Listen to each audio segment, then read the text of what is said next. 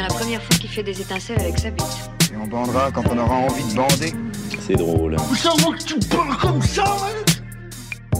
Un bonhomme, substantif masculin et adjectif, selon le dictionnaire, c'est un homme bon, vertueux, d'un comportement favorable, agréable à autrui. Alors pourquoi, quand on entend Ils vont voir si je suis pas un bonhomme. on a l'impression que ça veut dire autre chose? Bonjour, c'est Victoire de la Maisonneuve et vous écoutez Bonhomme, le podcast sur les nouvelles masculinités du magazine GQ. Aujourd'hui, place à l'humoriste Marina Rollman, 31 ans, qui nous donne sa vision du bonhomme 2020. Au programme, humour, délicatesse et bricolage. Mais avant, elle nous donne sa définition du bonhomme. C'est difficile parce que, en fait, moi, ce qui m'embête toujours quand on attribue des trucs positifs ou négatifs à garçons et filles, c'est de se dire que, du coup, ces qualités-là, chez une femme, ça fait d'elle un homme. Enfin, tu vois un peu ce que je veux dire.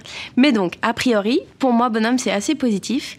Et ça veut dire qu'on est bagarreur s'il faut, qu'on est solide, qu'on ne se complique pas la vie de 1000 petits détails, petites scories comme ça. Voilà. Mais c'est pour dire, je connais plein de meufs qui sont des vrais bonhommes, quoi. Oui, ça convient aux deux. Toi, justement, t'es un bonhomme ? Je suis peut-être trop anxieuse et dans la remise en question pour être un bonhomme. J'ai l'impression que j'attribue un truc un peu fonceur à un bonhomme que j'ai peut-être pas. Mais en revanche, sur le côté je suis solide et je vais aller griffer le visage des gens qui embêtent les gens que j'aime, ouais, ça, je suis un bonhomme, je pense. C'est qui les bonhommes autour de toi ? Ma meilleure pote, c'est un bonhomme. Notamment, par exemple, sur le fait qu'elle a un truc très... Il n'y a pas de subtilité dans son rapport à la défense des gens qu'elle aime, tu vois. C'est de 0 à 100. Elle est tout de suite genre, quoi ? Tu vois, elle saute à la gorge des gens assez facilement quand elle a un truc de loyauté, voilà, très fort. Ma meilleure pote, c'est un bonhomme. Ma grand-mère, mes deux grand-mères, c'est des gros bonhommes. Dans quelle définition ? Tant dans la résistance physique, tu vois, de genre, ouais, on va nager dans la mer du Nord en hiver et tout. Elle, c'est vraiment un truc un peu paysan comme ça. Et aussi dans le côté... peut-être discipline aussi un peu d'un autre âge, mais où on a eu un peu moins le privilège de faire un travail sur soi et donc parfois on manque un peu de subtilité sur certaines questions, mais dans l'autre sens on endure, on est comme un bateau, tu vois, il y a vraiment, peu importe les avaries, elles survivent, quoi. Donc elles ont un côté assez bonhomme, mes grand-mères, ouais. Et donc toutes ces personnes-là, ils ont des qualités en commun et c'est la solidité pour toi, plutôt. Ouais, je crois, ouais, un truc ancré, solide, qui ne s'embête pas, tu sais, c'est comme s'il n'y avait pas de zone de gris moralement, tu vois, il y a une espèce de... Il y a un côté manichéen assez attendrissant. Et dans tes parents, si on peut en parler, les deux sont des bonhommes dans ta définition, ou bonnes femmes, mais les femmes peuvent être des bonhommes, donc on peut utiliser ce mot. Non, je crois, ni l'un ni l'autre. Je crois que j'ai pas du tout des parents bonhommes. J'ai des parents beaucoup plus sylphides, très compliqués. Il y a des allers-retours dans leur personnalité. Enfin, c'est des gens plutôt... ils ont une délicatesse... c'est pas que c'est pas des gens solides moralement, mais ils ont un truc, au contraire... Il y a des enluminures, quoi. Chez mes parents, c'est des gens... ouais, c'est pas noir ou blanc, c'est assez peu radical, ça. Donc non, mes parents sont pas trop des bonhommes. Et toi, t'as pris de quel modèle autour de toi le plus ou le moins, d'ailleurs ? Je ressemble énormément à mes parents, à mon grand dame. Tu sais, c'est le truc où tout à coup, un jour, tu t'entends répondre au téléphone et t'es là, oh mon Dieu, c'était ma mère. Et donc, je pense que j'ai pris pas mal des deux. Je pense que j'ai un côté très vivant et très... je rebondis toujours. C'est difficile de me tuer. J'ai un côté un peu cloporte qui est très ma mère, quoi. Il y a un truc fort comme ça, tu vois, qu'on peut pas nous écraser. Et j'ai un côté très créatif de mon père, mais pas très bonhomme.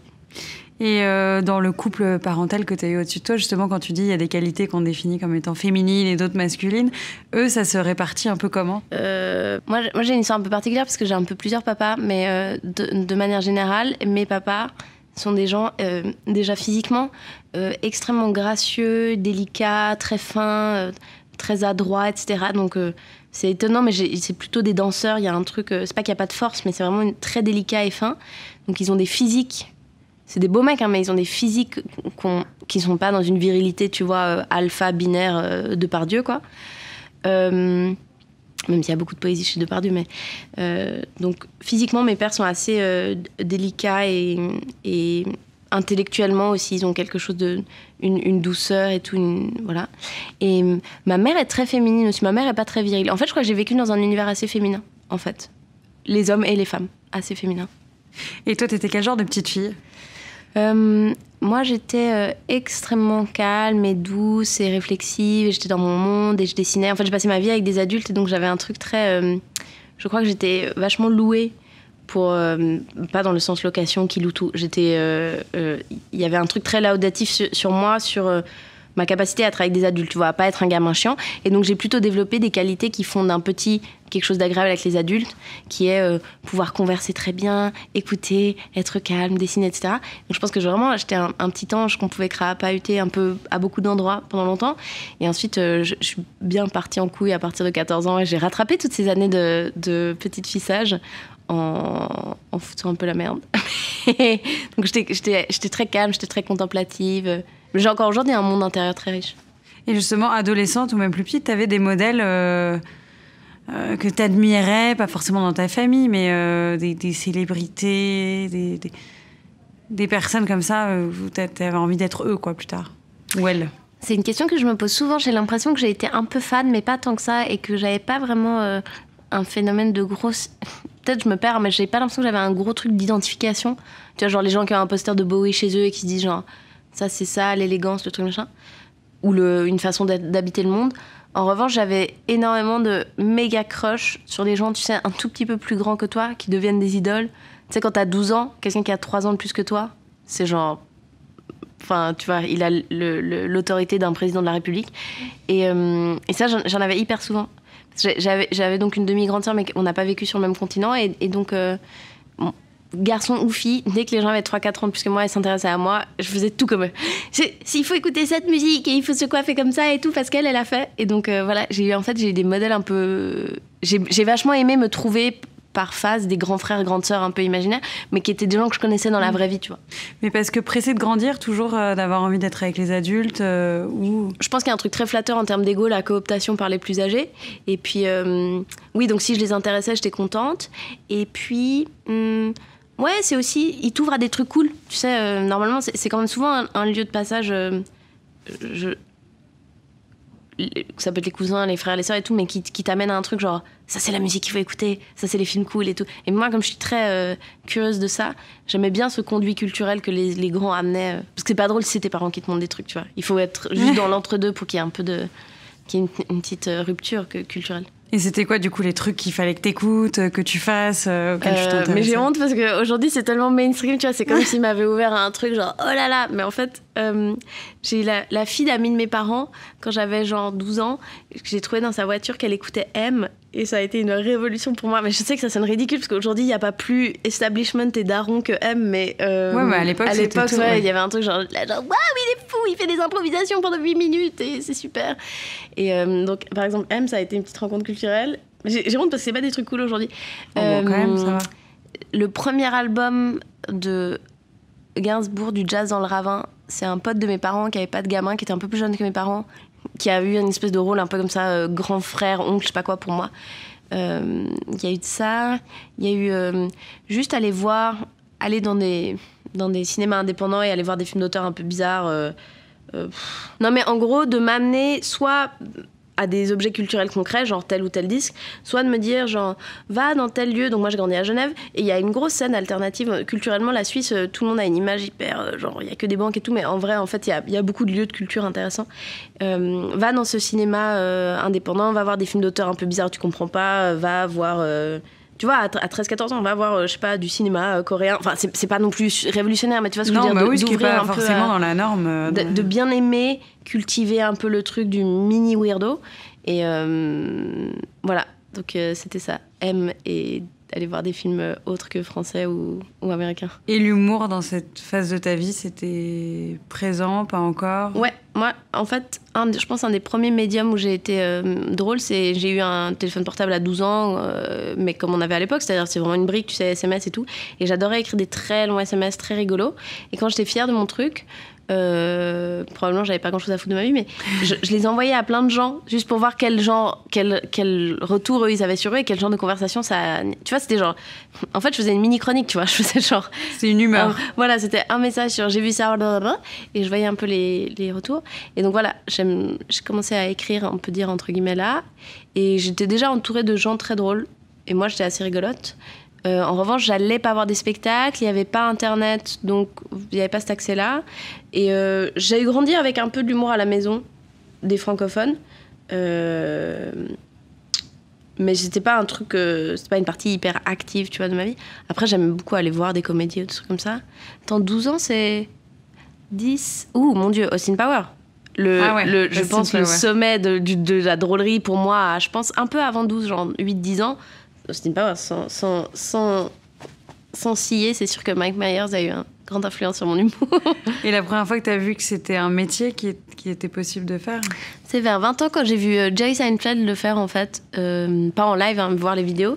Parce que jusque-là, comme j'avais été plutôt confrontée à des humoristes francophones qui ont une espèce de charisme dingue, les textes avaient beau être très bien écrits, comme en plus l'interprétation... te donnait un truc tu voyais pas les coutures, c'était très difficile de te projeter, tu vois. Moi, si à 18 ans je voyais Florence Foresti, je me disais genre c'est génial, c'est incroyable, mais je ne vois pas comment je peux aller de moi à elle, parce que je comprends même pas la démarche. J'ai juste l'impression que c'est la meuf la plus drôle du monde qui est montée sur scène, qui a pris un micro, tu vois. Et comme le stand-up, particulièrement un truc comme Jerry Seinfeld, tu vois un peu plus les coutures, c'est voulu, hein, c'est pas du tout une erreur, c'est pas que c'est plus faible, mais il y a ce côté, tu déroules un raisonnement, etc. Là, tout à coup, j'ai compris, genre, ah ok, en fait, t'écris un truc marrant avec ces étapes-là, et après, tu vas le jouer. Et donc, je pense que c'est Jerry Seinfeld, tout à coup, je me suis dit, je vois comment ça peut devenir un métier. Je m'appelle Austin Powers. C'est écrit Danger Powers, monsieur. Non. Danger, c'est le surnom qu'on m'a donné. Si vous voulez, Austin Danger Powers. Voyons d'abord un costume de velours bleu. Ah, super. Ensuite, un jabot de dentelle blanc. Et voilà. Ensuite, un symbole mâle monté en pendentif. Ensuite, une paire de boots italiennes noires. Un John dans les filles. Ensuite, un disque vinyle. L'album Burt Baccarat présente ses grands succès. Ah oui, génial. Ensuite, un développeur de pénis suédois à pompe. Non, c'est pas à moi. Revirement un peu de sujet. Est-ce que tu te souviens de ton idéal masculin quand tu étais enfant, puis ado, et maintenant? Est-ce que tu as un retour un peu là-dessus? Alors, un phénomène qui était assez partagé, la petite enfance, les tweens, la pré-puberté, etc. Et même au début de la puberté, j'ai l'impression que c'était assez... c'était peut-être le fait d'une époque, mais en tout cas, c'était assez prégnant dans mon groupe de copines. C'était qu'en fait, on allait vers des modèles masculins qui étaient eux-mêmes... très ambigu. Tu vois, c'est justement, tu disais pas à 12 ans, j'ai envie de ken Depardieu, tu vois. Donc, ça va des Ryan Philippe aux mecs des boys band, les 3T, les machins, les trucs, tu vois, c'était des physiques très... Enfin, Ryan Philippe, le stylisme de Ryan Philippe dans Cruel Intentions, le film avec tu sais, les liaisons dangereuses avec Sarah Michelle Gellar. C'est du cuir moulant. C'est du cuir, mais c'est aussi, tu sais, beaucoup des espèces de petits pulls manches longues transparents, carrément, des espèces en résille. Voilà, exactement. Et il est femme, comme un Timothée Chalamet aujourd'hui, tu vois, sur un truc ambigu. Donc je pense que j'avais un idéal masculin. Pas de poils, pas de barbe, enfin, vous voyez pas ça. Pas de poils. J'avais un poster de Tupac que j'avais pas le droit de mettre dans ma chambre parce que il était torse nu, il avait beaucoup de tatouages et il avait des guns, et mon père a dit genre non, parce que je trouvais très fermé d'esprit pour mon papa qui était plutôt sympathique. Mais donc sinon, c'était ce qu'on appelle un minet, je crois. C'était ça un peu l'idéal masculin. Et ouais. Est-ce que ça ressemble au mec que j'aime bien aujourd'hui? Non, pas trop. Non, le poil a fait son arrivée après et tout, mais ça fait peur quand t'as 12 ans, tu peux pas vraiment tout de suite aller de 0 à Samuel Le Bihan. Et aujourd'hui, ta vision des hommes en général, tu te rends compte qu'elle a changé au cours de ta vie? Mais je me rends compte qu'on est tous dans cette petite performance assez rigolote de devoir habiter et mettre en scène la féminité ou la masculinité, et on le fait tous à des degrés différents. Ça m'amuse en fait, tout ça commence à m'amuser maintenant, j'arrive plus à voir ça comme un truc, mais c'est aussi un travail de déconstruction, c'est pas que moi, c'est que l'époque, le zeitgeist me renvoie ça, c'est qu'aujourd'hui on est tous en train de questionner ça, et plus je le vois comme un truc amusant, c'est-à-dire un gars hyper viril mais qui en fait assume complètement des goûts culturels éclectiques, y compris des trucs un peu émo, sensibles et tout, ou alors au contraire une fille très délicate qui a aucun problème à avoir des facettes d'elle qui sont pas tout à fait en adéquation. En fait, j'aime bien. J'ai l'impression qu'on est en train de vachement rendre subtils ces portraits-là, mais je vois le côté un peu factice et performatif. Donc, je pense que je me suis défait de certains trucs que t'as quand t'es petit, hyper normatifs, de genre ça, c'est pas un truc de fille et ça, c'est pas un truc de garçon. Et que je trouve que vraiment, on est en train d'ouvrir l'éventail de. Mais tu le vois dans plein de trucs. Tu vois, par exemple, la production du rap américain et aussi, du coup, du rap maintenant européen. Depuis 10 ans, elle est devenue tellement sensible, on s'est tellement défait de la question de l'alpha, on s'est tellement défait d'une certaine virilité. Elle existe toujours, mais tu vois, un mec comme Frank Ocean, il y a quand même vraiment un avant, un après, et tu sens les émules que ça fait aujourd'hui autour de nous. C'est très agréable, je trouve ça très cool, et j'ai plutôt l'impression d'être entourée de gens qui se créent des virilités, des féminités un peu compliquées, tu vois, qui font cohabiter des trucs bizarres. Ouais. Est-ce qu'il y a un truc qui te fascine chez les hommes que tu connais, où tu te dis ils ont ça en commun, où il y a quelque chose chez ces hommes-là et ça me fascine et je sais pas d'où ça vient, quoi. Je crois qu'en fait beaucoup des hommes qui m'entourent essaient justement de se dépatouiller avec la question de la virilité, c'est-à-dire comment est-ce que tu traces ta route entre supposément le fait qu'on t'a chargé de l'obligation de savoir des choses, de savoir où tu vas, de tout ce poids-là, donc qu'on commence à déconstruire, qui en fait va faire partie de cette vague féministe qu'on vit, qui est à un moment donné de les décharger aussi de certains. Là, on les a beaucoup accablés, on les a beaucoup chargés de choses, c'est très juste, mais il va falloir aussi les décharger de genre. Vraiment, il faudrait qu'un mec qui gagne moins qu'une meuf à la première date ne le ressente à aucun moment. Or, il y a beaucoup de gars qui te le disent, que c'est vraiment une pression, qui se sont même pas mis tout seuls, qui existe. Et donc, je crois que beaucoup des hommes qui m'entourent, ils ont ce truc très touchant de devoir admettre qu'ils sont faillibles, et le paysage culturel l'aide en ce moment, alors que j'ai l'impression que c'est pas un problème pour moi et c'est pas un problème pour les femmes qui m'entourent. De dire genre, bon, ça va, mais une sacrée journée, et tu vas te mettre à chialer, on a le droit de le faire, et je crois que je vois beaucoup autour de moi, y compris mon père et tout, des gens qui ont dû se défaire d'une certaine idée de la virilité, qui du coup doivent réapprendre à genre, désolé, ça je sais pas, pardon, j'ai fait ça mal, je m'excuse, tu vois, et je trouve qu'ils ont, en tout cas, ce truc touchant, ils se dépatouillent là-dedans, et cette vulnérabilité-là, c'est très délicat et cute. Et après, je serais toujours fascinée par les mecs qui savent, bricoler, conduire par tous les temps, etc. Mais c'est pas tellement le cas. Mon père, un peu, mais sinon, genre, les mecs de ma génération, quand même, tu sens qu'il y a eu un 180 qui a été fait. Mon mec, il a pas son permis et tout. Enfin, tu vois, donc, il y a des moments, ça me casse les couilles. Tu sais, il y a des moments où je suis genre avec plein de potes à la maison, et tu te dis, on est genre 7, il y a, je sais pas, 4 gars, et en fait, il va y avoir un problème d'ampoule, de mon cul, de je sais pas, et il y en a pas un qui sait faire. Et j'ai des moments où je suis là, genre, mais j'ai pas eu le temps d'apprendre ça, mais parce que moi, je sais mettre des fossiles, vous me cassez les couilles, tu vois, genre, il y a une petite autonomie qu'on a perdue avec ce sur quoi on pouvait compter chez eux, et je sais que c'est très réel ce que je dis, mais ouais, ils ont perdu des trucs un peu. Et toi, tu te trouves féminine dans ce qui est ta définition à toi ? Naturellement, j'ai l'impression que je suis pas très bonne à ça, mais ça m'amuse de temps en temps de la performer, la féminité. Pour te surprendre ou pour... C'est très agréable. Moi, j'aime bien faire des trucs avec les mains. Et genre, par exemple, le maquillage, j'adore, c'est de la peinture. Je trouve ça hyper agréable. Donc ça m'amuse de performer, de mettre des fringues qui sont pas confortables et des chaussures qui le sont pas non plus et des trucs et des machins et de surjouer je sais pas, tu vois, la maîtresse de maison, d'arriver avec des plats et c'est beau et comment t'as fait, oh non mais c'est rien, non. Et j'adore, tu vois, vraiment performer la domesticité, le truc de temps en temps. Et 80% du temps, j'ai l'impression d'être un petit troll des forêts et de pas du tout faire attention à ça parce que je suis occupée à faire autre chose. J'ai vraiment l'impression d'être un humain un peu neutre et de temps en temps, je fais exprès d'aller prendre l'habit, quoi. Voilà. Et est-ce qu'à l'inverse, justement, tu as des particularités en toi qui sont communément qualifiées comme masculines ? Comme en fait, le masculin dans le monde, c'est aussi le neutre. C'est-à-dire le masculin, c'est le masculin, mais c'est aussi la vitesse par défaut. J'ai l'impression d'être un homme à plein de moments de ma vie, juste parce que je suis sortie de chez moi sans faire gaffe et je suis allée accomplir une tâche, mais je suis, tu vois, genre physiquement dégueulasse ou pas très agréable. Enfin, tu vois ce que je veux dire. Donc j'ai l'impression parfois d'être un mec juste parce qu'il me semble que c'est le neutre. Après, un vrai truc particulièrement viril, qu'est-ce que j'ai j'ai une... je sais pas si c'est féminin ou masculin, mais je pardonne pas beaucoup et j'ai une certaine intolérance, parfois une impatience avec les gens. Je peux être cassante, voilà. J'ai un truc cassant. Et j'ai l'impression que parfois, on associe, parce que féminité, maternité, donc quelque chose de nourricier, qui pardonne, qui prend toujours en son sein, etc. Ça, je l'ai pas. J'ai vraiment un truc parfois, genre, je peux être cruelle et cassante et un peu... on parlait de Succession en arrivant à cette merveilleuse série. Je peux avoir un peu un truc de patriarche, de grosse boîte toxique où je... Vous êtes virés! Enfin, tu vois, j'ai un truc comme ça, parfois. T'es vraiment trop nul. T'es archi nul. Tu es viré de chez viré. Tu es né idiot et tu vas mourir idiot. Tu me casses les couilles, tu fous rien. Allez, dégage, casse-toi. Attends, t'es merde ici. Oublie rien, allez, dégage. Connard. Casse-toi. Allez. Je ne vais plus jamais te voir. Dégage. Et quand tu dois penser à des personnages masculins pour tes sketchs, quand tu dois parler d'un genre dont tu fais pas partie, qu'est-ce qui t'inspire ?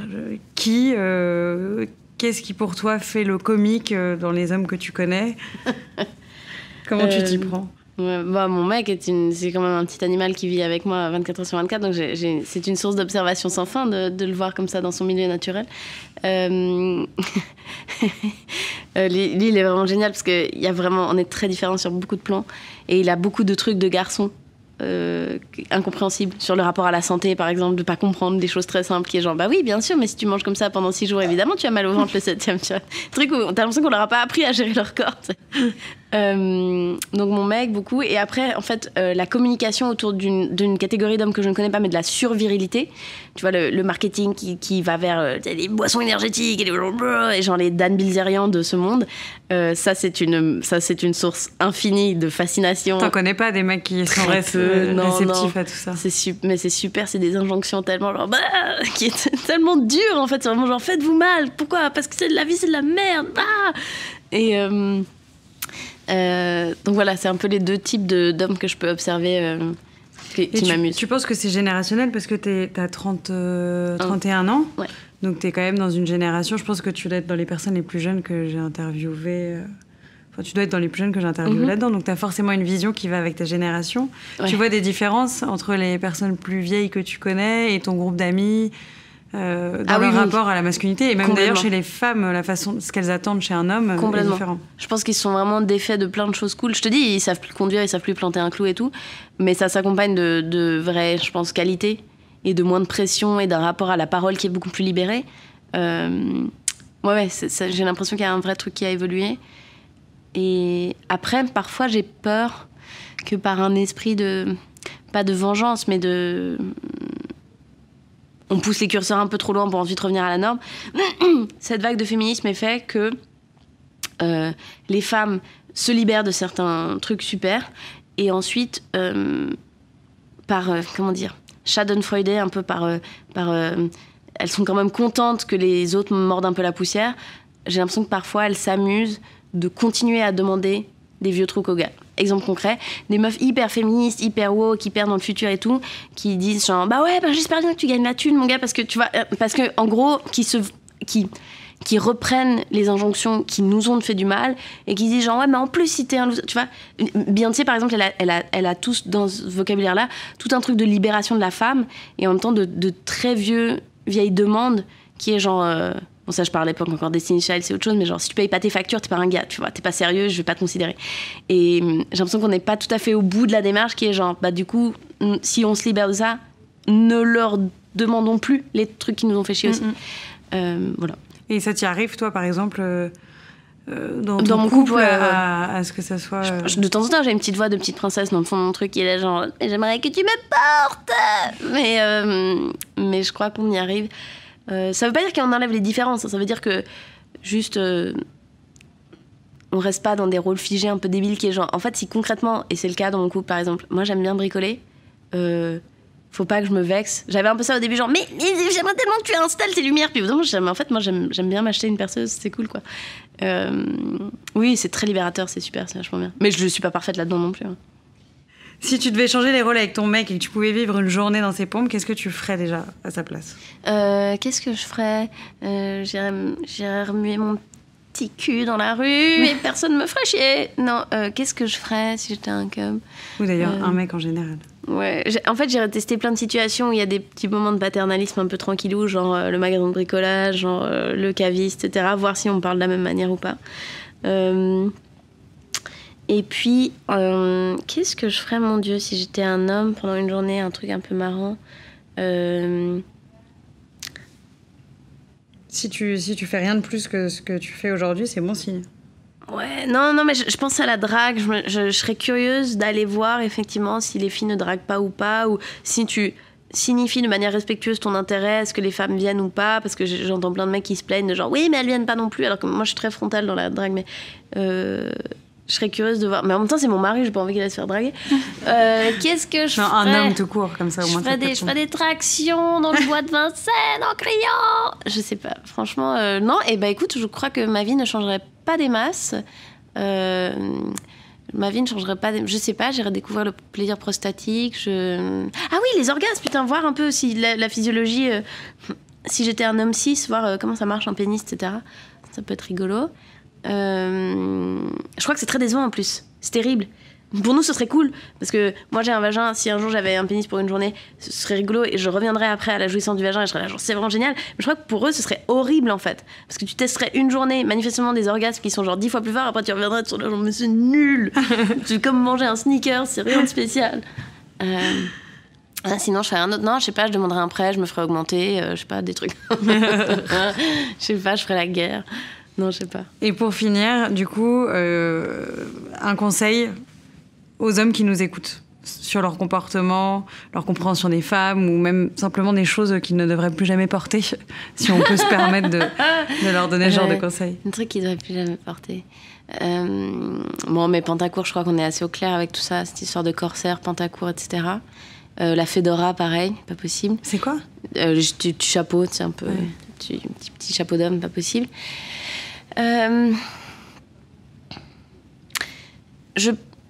Vraiment, ça, je pense que c'est une injonction qu'on leur a foutue et je sais pas comment ils s'en dépêtrent, mais je crois qu'aujourd'hui, il y a beaucoup d'hommes qui pensent que dans la séduction, il faut être intéressant et donc parfois nous apprendre des choses et donc parfois, au lieu de nous écouter et d'avoir un dialogue, de te noyer sous les informations et en fait, ça finit par un semi-cours plutôt qu'une conversation.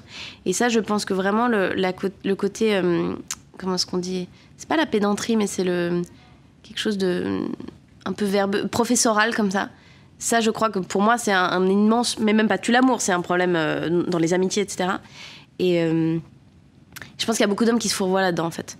Qui pensent que c'est leur rôle, parce qu'on leur a dit, c'est toi, faut être fort, faut savoir, faut leur en mettre plein la vue et tout. Et qui se rendent pas compte que ce serait beaucoup plus charmant si tout à coup tu poses une question. Putain, mais posez des questions, les gars. Mais posez des questions. Mais tout le monde va se faire sucer en direct dans la rue si tout le monde commence à poser des questions. Vraiment, posez des questions, écoutez, rebondissez, ne sachez pas. Intéressant. Ah ouais, tu crois, etc. Tellement génial, très reposant, très rafraîchissant. Versus un gars où tu dis genre, ouais, moi une fois je suis allée en Grèce. Ah, j'adore Santorin. Alors d'ailleurs, tu vois, qui tout de suite qui étale sa science et tout, c'est vraiment pas sexy.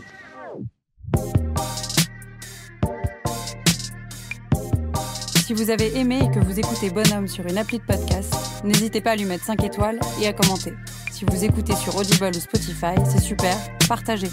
Si vous écoutez sur YouTube, vous pouvez liker, partager et commenter. On prendra le temps de vous répondre. C'était Victoire de la Maison Neuve et on se retrouve dans 2 semaines pour un prochain épisode de Bonhomme. À bientôt.